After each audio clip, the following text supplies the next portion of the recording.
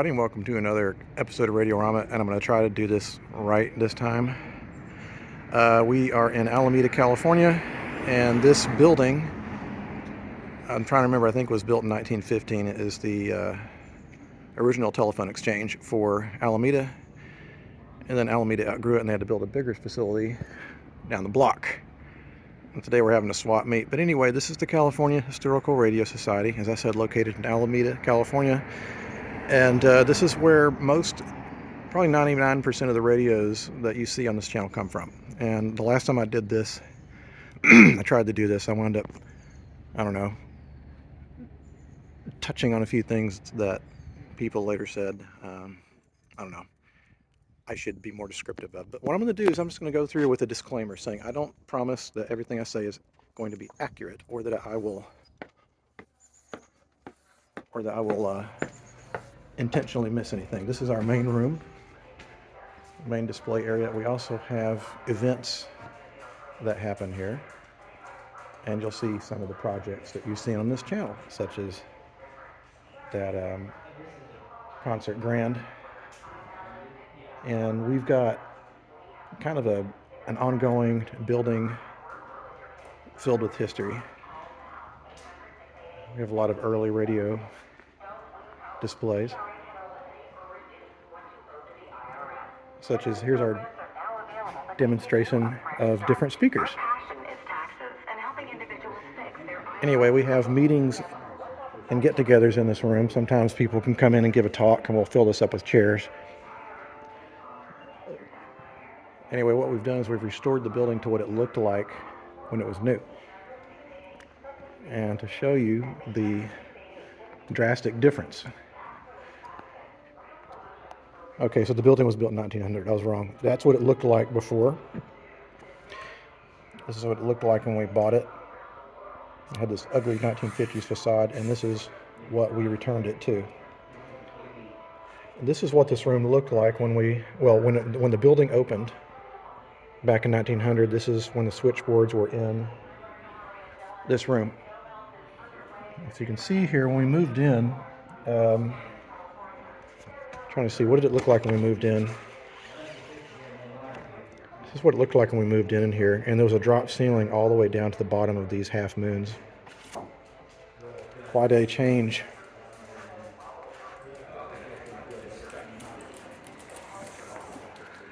There's people starting to show up, and I want to make sure that I show everything. Excuse me. Sorry. Oh, no, excuse me. Oh, sorry. This is the Bay Area Radio Hall of Fame.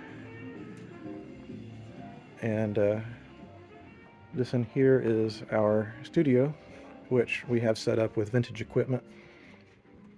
Vintage and modern equipment. And so we can run all this different kinds of media, which includes wire, tape, 8-track, reel-to-reel, you name it. We can run it all and then run it through this patch board, this Gates board, and then we can digitize it if we so choose. I don't participate in that, so if I got this wrong, sorry. And in here is our shop, and I spend probably a good amount of my time here. And we have all the tools and the parts that we need, and luckily we have enough vintage parts to kind of keep these guys going. These are radios that are in need of either checking, restorations, safety check. We have kind of a whole gamut of procedures we go through to make sure these guys are reliable and safe.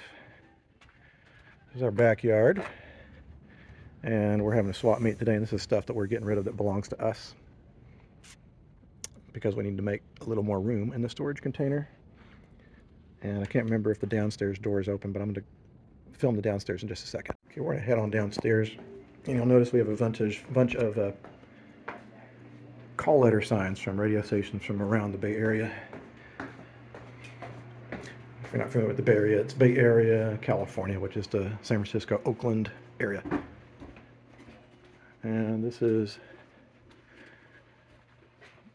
going to be, I believe it was the Hall of Communications, but they're it's under construction. They're getting ready to redo this, and I don't know what the plans are, but I'm sure it'll be exciting. This is the television display area, and we have a kind of an interesting collection of televisions. First of all, this television, which is called the Dumont Royal Sovereign. I know, fancy name. 1951. So not only is a 30-inch picture tube enormous in general for any TV, but it is spectacularly enormous for a TV from 1951. This TV cost about as much as a Cadillac, and we have probably one of the only ones that still works, because the CRTs in these are so massive that they were bonded with metal in the back, and oftentimes the sealant goes, well, it fails and these go to air. That versus what was one of the first, I think it might have been the first sub $100 television set, the 1948 Pilot TV37. We don't turn it on as much because we've got a functioning black and white CRT, and they only made a couple thousand of these CRTs because this went obsolete really quick, because the same year Motorola came out with this, which cost about the same and had a much bigger screen. Like, would you rather watch that or that? It's like there's no decision there. We also have what is probably, maybe, one of the few mechanical televisions on the West Coast. You have to crank start the motor.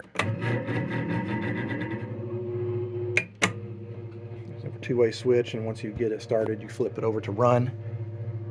And the way this works is there's a spinning disc in here, and it goes about 200 RPMs, and there's a whole bunch of teeny little pin-pricked holes.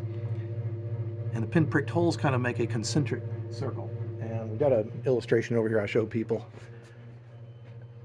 Like this is it. This is a spinning disc, and it has little perforated holes in it with a light source.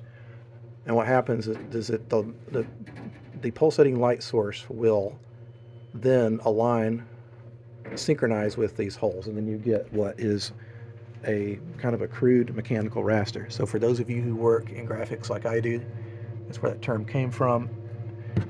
This is really difficult to film. The only thing that we can actually show on this are the crudest of images, like Felix the Cat or other rough graphics, because this is a video of a movie and I can't even see what's going on. So, but that's what television was like in 1929.